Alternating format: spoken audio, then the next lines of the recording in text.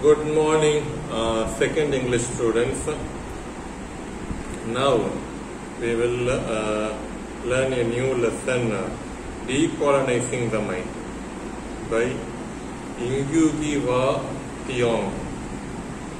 Okay, so Kenyan writer Ngugi Wa Thiong is a Kenyan writer, and we do not know the real pronunciation of his name.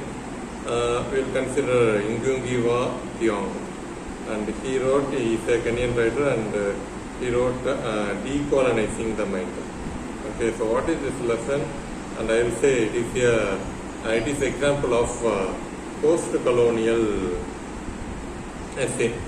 Okay, so you are studying about post-colonial. You study post-colonial literature, and by this time you would have known about what is post-colonial literature is, what is the main theme, and what is the idea.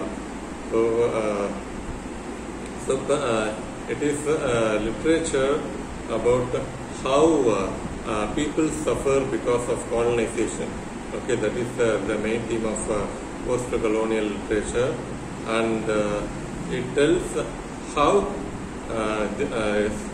the most important theme of post-colonial literature is how unconsciously, unknowingly they enslaved even our mind. Though we got political independence, it is only about political independence. We got only political independence, but even today our mind is enslaved to Europeans. Okay, so even the previous lesson, Imam and I, okay, that is also example of post-colonial literature. Actually, I forgot about it. We cannot say that is a typical or the best example of post-colonial literature, Imam and I, but this one is clear-cut post-colonial literature. Okay, clear-cut example of post-colonial prose. Okay. In post-colonial literature, this lesson should be included in the prose part. Okay. So how it is an example of post-colonial literature. This lesson talks about the plight of the Kenyan people, and how even now how they are mentally enslaved to Western people, English, and still the British, the Europeans enslave us mentally. Okay, so by discuss it, and then at the same time it celebrates their own culture and language. Okay, and that's why it is said to be example of post-colonial literature. Okay, and how because of colonization, how our life changed. Even now there are many people enslaved to Europeans. And we must get freedom from, we must get the mental freedom. We should celebrate our own nation. Okay, so even in Imam and I, both the Egyptian Ghosh as well as Imam, they celebrate Western culture.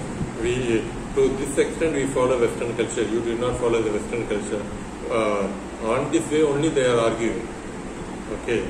So this should not be the case. We should be proud of our own nation. Being an Indian, I should be proud of an Indian culture. Being Egyptian, Imam should be proud of Egyptian culture.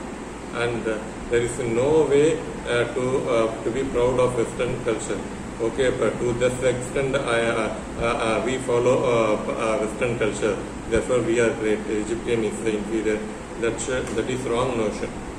Okay, that is the theme of Imam and I, and this is also the theme. And rather than comparing the culture and language of Egyptian and Indian, this is a straight away attacking the Western culture. Okay, no, it's not attacking Western culture, how we are enslaved mentally. Okay, so that is the theme. And see, many countries were colonized in 17th, 18th century, even the beginning of 20th century. Okay, and so during the colonization, their culture and their language are introduced, we were forced to follow their culture and language. Okay, and after independence, after Second World War, almost all the countries got independence, but the problem is only political independence we got. All the colonized countries, African countries and South American countries and Asian countries, India and even China, Pakistan, Sri Lanka, Cambodia, Taiwan, Indonesia, all the countries got independence. They got only political independence, not mental independence. Even now, many people, most of the people, even today, most of the Indians are enslaved to Europeans. Mentally, we are enslaved to Europeans, and that is the reality. That is the pathetic situation of all the colonized countries, even after independence. And in these colonized countries, all the people celebrate especially English language, and they treat and we treat our own mother tongue as inferior to English language. This is a wrong one. Okay, we should celebrate our own mother tongue, and we should not treat our own mother tongue as inferior to English language. Okay, but most of the people think that English is inferior to our own mother tongue. So this is example of mental enslavement. Okay, so this should not be the case. Okay, so this lesson talks about the impact of English language, how English language influencing us, and because of this we treat our own mother tongue as inferior. Okay, so this is the theme of the lesson, and so we will begin the lesson. So the narrator, the writer, Ngugi wa Thiong. Okay, let me. It's not given in the. This point. I myself tell this point. The name and the pronunciation of the writer. Definitely I am pronouncing wrong, but it is difficult to pronounce.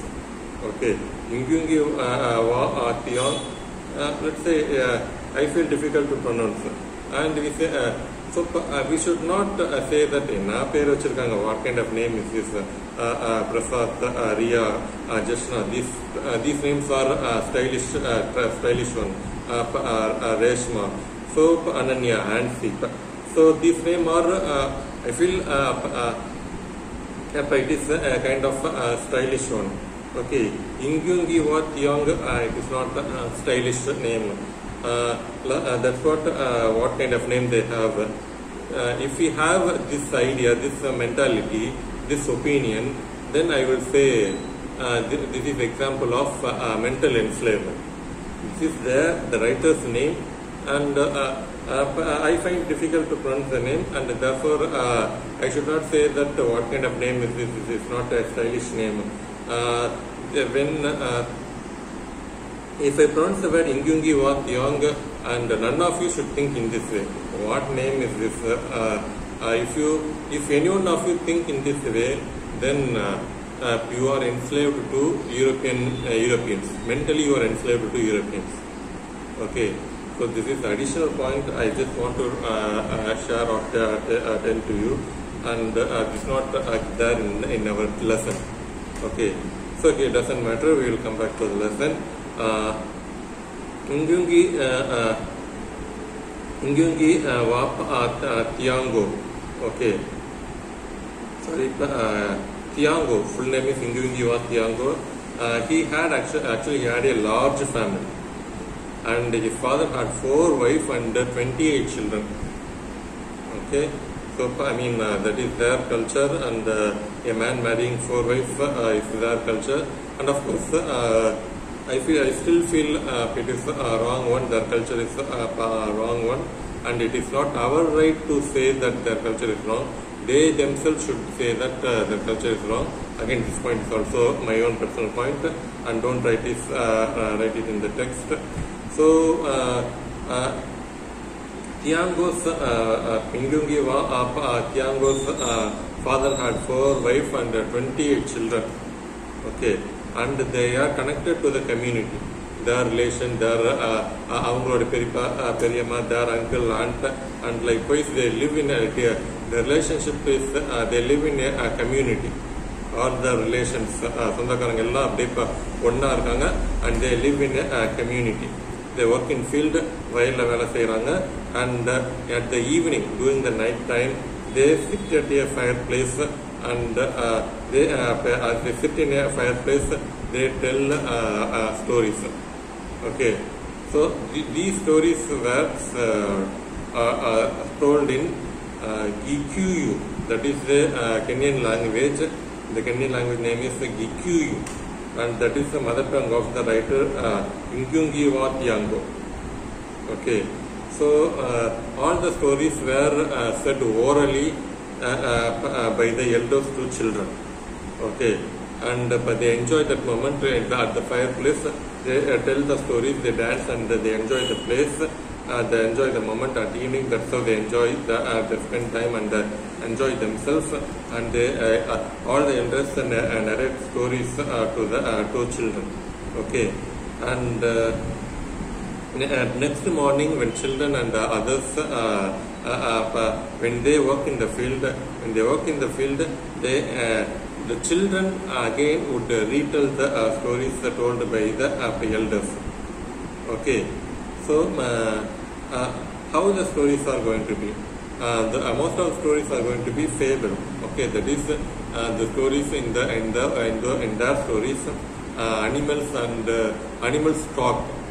Okay, animals do all kind of human activities. Okay, and the animals are going to be the protagonist, and in their stories mostly hare is going to be the protagonist, and hare somehow manages to have victory over lion and hyena. Okay, the antagonist is going to be mostly in the stories, antagonist is going to be lion and hyena, and how the hare is able manages to escape from lion and hyena. That is the theme of most of their stories. Okay, and as these stories are told, children learn the struggle for existence. So as we born in this world, we have to struggle for existence. We have to work hard for our own existence. Okay, and when the elders told these stories to children identify themselves with the lion. With hare.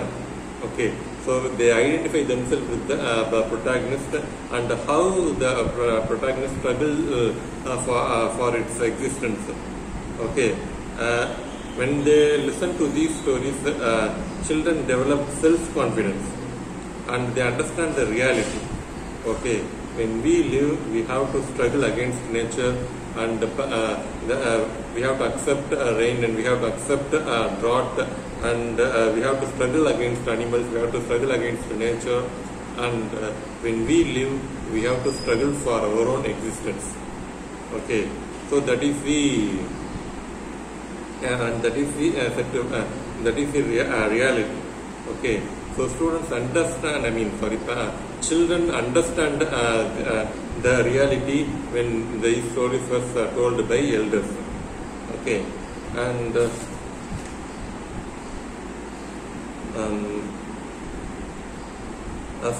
stories with there are also other stories where human characters are the protagonists. Human characters play the lead role.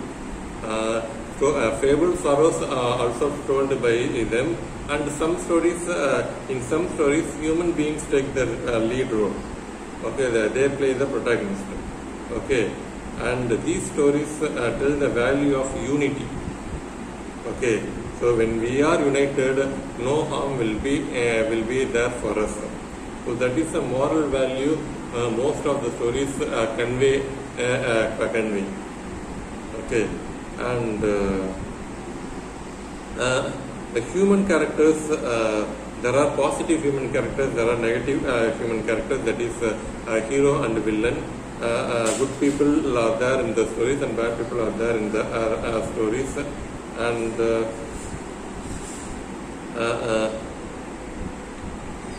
they cultivate moral values. So when there are human protagonists, they cultivate moral value among the children, and there are good storytellers and bad storytellers. So among the elders, some elders will narrate the story in a good way, and some storytellers narrate the story in a bad way. And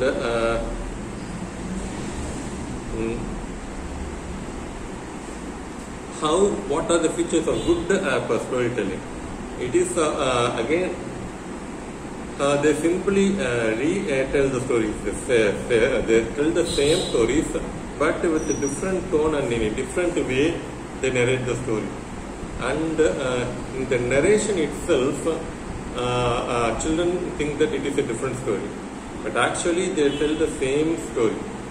Okay, they tell the same story, but in a different way and in different tone they tell the story, and children are interested to listen to their stories. Okay, though it is the same story, the way how the stories are narrated is are given in a different way, and therefore children are again the children are interested to listen to the stories, and there are examples of great storytellers. Okay, and let's say in their stories there are good characters and evil characters, and the good characters they are examples of sacrifice, and the evil characters are selfish and greedy. Okay, so let's say 1 second. So good characters have the qualities of courage, kindness, mercy, and hatred of evil and concern for others. And evil characters, human characters, have the quality of greed, selfishness, self-centeredness, and they eat human beings themselves. Okay, so that's how in their stories good characters and evil characters are characterized. They are the qualities of good and evil characters. And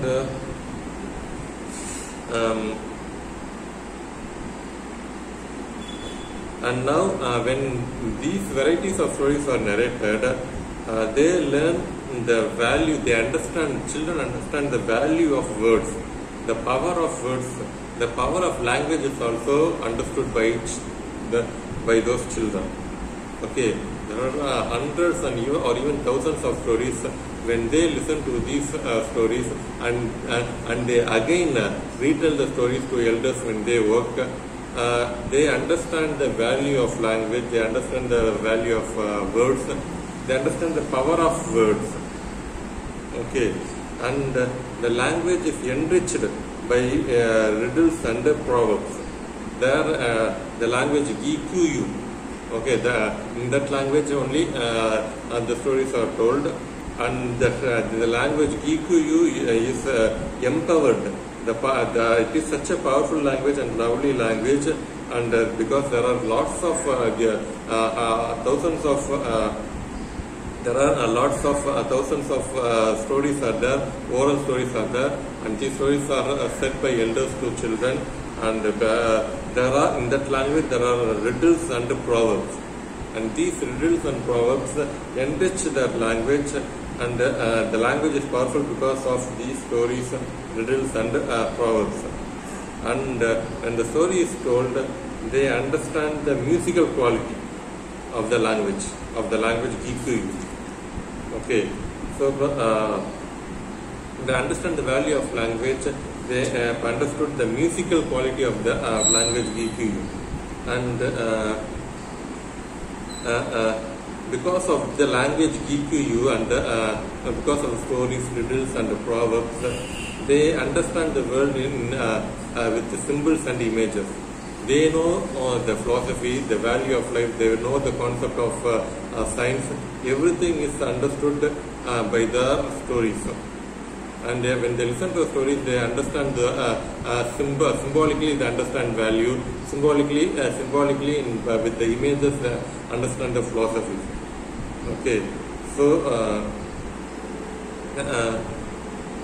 so they understand. They were proud of their own mother tongue Gikuyu, and even in the house, wherever they go, they use the same language Gikuyu. Inside the house, in the field, wherever they go, Ingyungi Watyango uses the same language Gikuyu. In house, in work, in education, wherever they go, they use the same language Gikuyu. Okay, so let me stop here. Let me continue the lesson in the next video or the next class. Okay, thank you.